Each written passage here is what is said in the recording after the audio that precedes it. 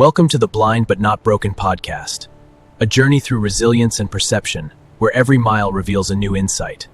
Join us as we navigate the road ahead. Hi, guys. Today's, this is Blind But Not Broken podcast.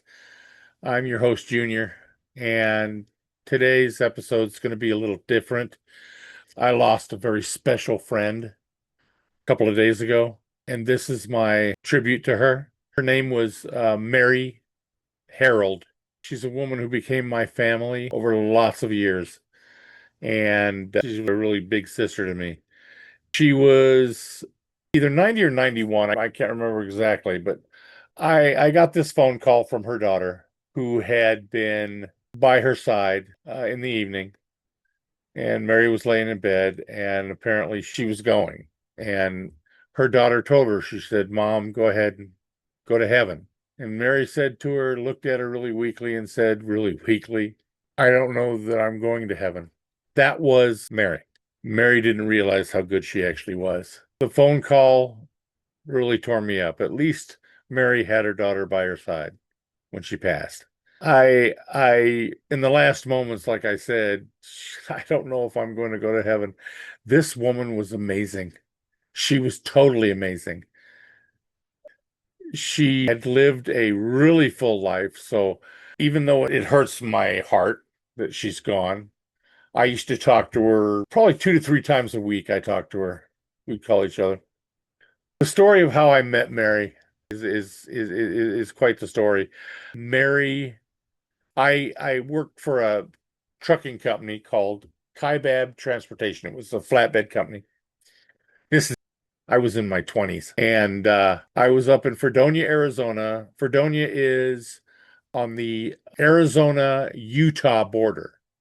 Literally just right there. It's up in the middle of, it's actually just outside of the Kaibab Mountains, which you had to go through if you're in Phoenix and going up to Fredonia. You had to go through those. And it's funny because you had the switchbacks on the mountain. This is one where you were doing 3 mile an hour and that kind of thing. It was ridiculous, but it was beautiful. Don't get me wrong. It was gorgeous going up there, but it was just, anyway, I was loading bark, and anybody who hasn't seen that, bark comes on pallets, and they put it in bags, and it's on pallets, and they stack these things like 10 foot higher. They take it 10, 12 foot high, made it just under, it's probably more like 8 or 9 foot high, because they made it just under 13.6, which is normal bridge height that you can go underneath. Anyway, what you have to do to haul these things is they put the pallets on the flatbed, and then you get on one of the forks, and it takes you up to the top of the load, and you get off, and you have your tarps there. The tarps are there, and you roll them out. You got to jump in between these giant cracks that are in there, because the pallets are every 4 pallets makes a big hole right in the middle of them. And I was about 330, 340 pounds, and just a big old boy. And I had bib overalls. That's all I used to wear, is bib overalls. I had bib overalls on and my cowboy hat, and I had this gigantic beard and mustache, could barely see my face, and I had longer hair my hair curls when it gets longer, and you could see it underneath the hat. It was curled up and stuff. So I looked like this guy that just came out of some mountain boy coming to the city type thing. It was pretty funny, and I didn't care, and I didn't give a crap. But anyway, I'm up there, and I'm bouncing around up there and trying to get these tarps done, and all of a sudden I hear this woman's voice. "You're going to fall through there, and it's going to be days before anybody gets you out." And I looked down, and there's this woman. I'd never met this woman before. It's the first time I'd ever been in Fredonia and at the mill there. And I had been told about Mary Peters in Phoenix. Drivers were telling me, "Oh my God, this woman, she's a bitch. She's so tightly wound. She's just, oh my God." And I'd heard all this stuff about her, but I'd never met her. And I didn't know this was Mary that I was meeting for the first time. As it turned out, it was, and I realized that all the crap that everybody told me was total bullshit. It took me years to realize that she literally separated it. When she was at work, she was very professional and got the job done, which made her really good. That's why everybody wanted to hire her. When she wasn't at work, she was a jokester. She was a funny woman. She was awesome. She was so incredible. She did things for others that other people didn't even know about. It was amazing. Anyway, so I met her that first time, and that's how I met her because I was like, when I finally came down, I talked to her when I was tying down the bark load. And as I talked to her and got to know her, I thought, wow, she's pretty cool. Next time I go up there, I'll come in and see her because they have a little office that's on top of a mill building. And so I left and stuff, and it was like I was laughing because of the fact that she was like, "You fall in between." And I said, "I've fallen in between bark loads before," and I had actually taken the wrong step and went, "Oops!" And they had to unload these things, and I'm in the middle of it going. I sounded retarded. I wasn't retarded, but I sounded retarded. But it was, it was an experience. Flatbedding is an experience. But anyway, as I got to know her, every time I'd go up there, I'd go and go into the office where she was just so I could say hi. And then I got invited over for dinner and for her and Jim, her husband, Jim Peters at the time. And they ended up moving to Phoenix. And so anytime I was in Phoenix, I'd go over to their house and have dinner, whatever, sleep over and go out the next morning, whatever. Because I didn't take a lot of time off. When I was trucking, I used to truck for 6, 7, 8 months at a time before I ever take a day off. And back then you could make buku money back then. It wasn't always legal, but you could really rock and roll. And if you were willing to work at it, you could make bucks. And so anyway, like I said, I got this call from her daughter, and all these things flooded back in. Memories of going over there and having her call me in because Jim, I don't know if he had Alzheimer's. I can't remember what he had, but he was losing memory. He was just not all there. And when they were moving again, she called me in because Jim wouldn't let anybody touch his stuff except me. Jim thought I was the cat's meow. I don't know why. I just know he did. Maybe it was because I was so blunt about stuff. Jerry Moist, what used to be the owner of Swift Transportation, once told me. I told him I was in an argument with him, and I was arguing, and I said, I'm just blunt. I call a spade, and he goes, "No, you don't. You call it a fucking shovel." And I was like, "Wow, I really do call it that." So I was like, I couldn't say, but I think Jim liked that about me. He liked the fact that I was just really blunt, and I didn't care what anybody thought, and I never got along well with others, and he loved that part of me. I don't know why, but I love the man. He was a great guy. And he had his problems and stuff, but he's a great guy for me. But even when Jim passed, I would always take my time off with Mary and we'd do different things. And it was funny because she was so different from what everybody thought she was doing all this stuff. And all these things are flooding back into my head. And I'm realizing that as these things are flooding into my head, one of the things flooded in my head, for instance, here's the kind of sense of humor she had. It was outrageous. We went to a movie one weekend, and when we got into the movie theater, she looked at me and got this really devious smile on her face, and her eyes were really vivid.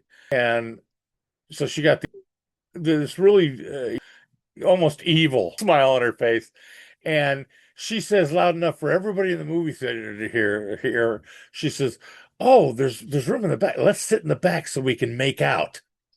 And now you got to understand here. I'm in my maybe 30s. Mary at the time was probably in her 60s, and it was just so funny, so outrageous, and I loved it. This one was a big sister to me. She really was. I loved her to death.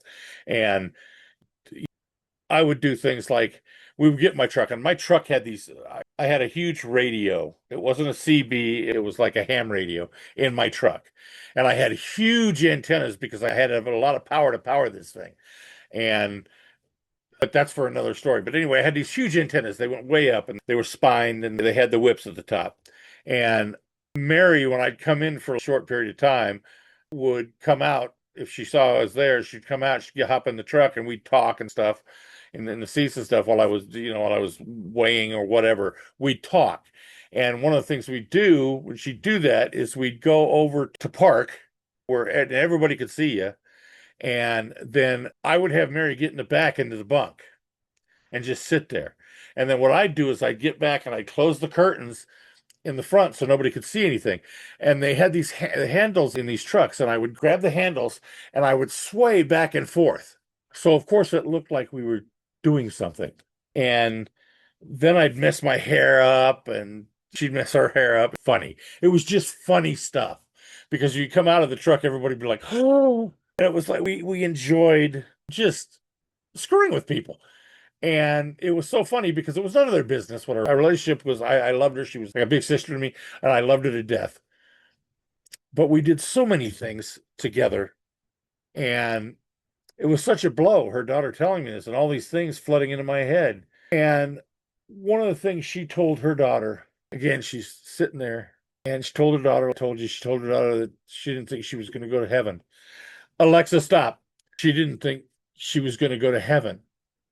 And what blew me away is she told her daughter that, and the first thing that came to mind was when she was in Phoenix, she used to take 2 to 3 days a week and go to the women's prison, and she would do groups to help them help them rethink things and try to get them out of their own way so that they could actually survive in the outside world when they were going to get out, or to better themselves, or to take college courses while they're in prison or whatever, so that when they got out, they had an actual chance to do something. This is what we're learning from her. She was such an incredible woman. She would take that time out of her day that she didn't have to take and volunteer to go do this with these women. Who does that? Well, Mary did.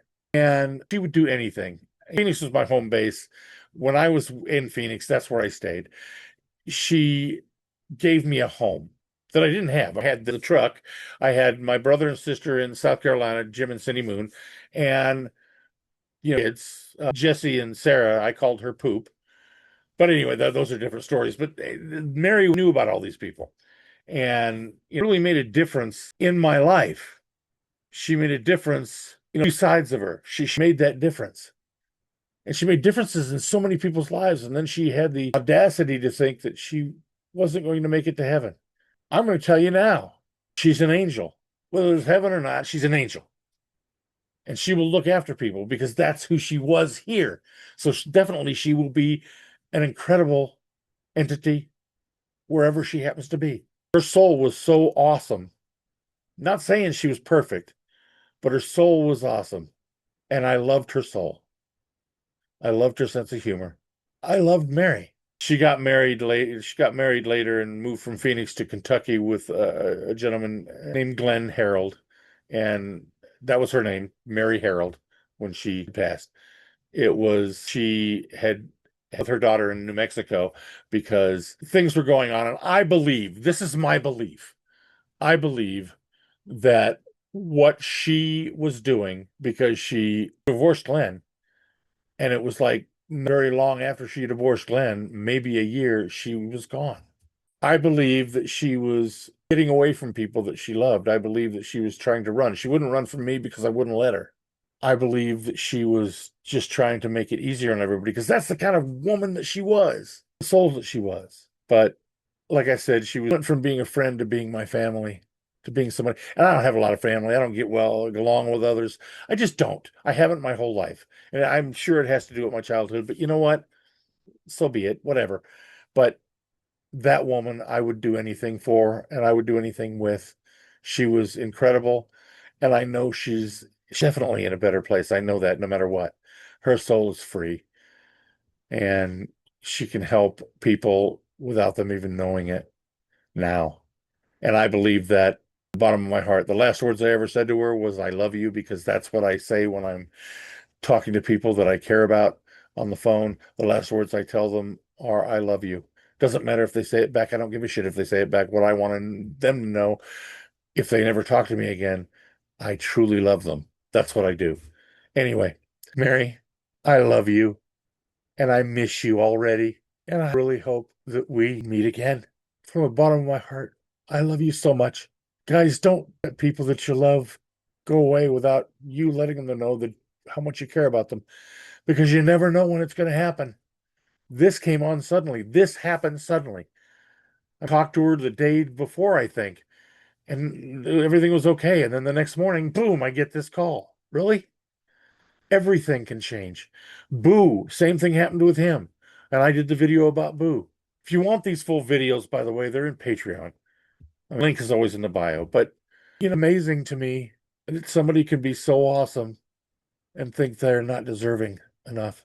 There are a lot of people out there who are the same, and maybe one of them is a family. If that's the case, tell them that you love them. Tell them that you care. Show them. Don't just say it. Show them. Spend some time with them. It doesn't really cost you anything. So you don't get to do this or that today. You can always do it again. There's lots of time in life. God, don't waste your time. Show those people that you care about them in the journey in your life. You won't regret it. I'm telling you now. You just won't. As I tell you guys every time, you have a chance to change your life. Every day that ends in Y, you have a chance to change others' lives every day that ends in Y. But you've got to choose to take that chance. You've got to choose. It is a choice. I hope you choose to make this your best day ever. It is a choice.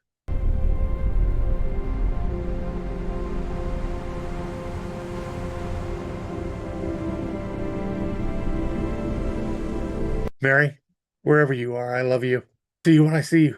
Thanks for watching. Thanks for listening. Make it your best day ever.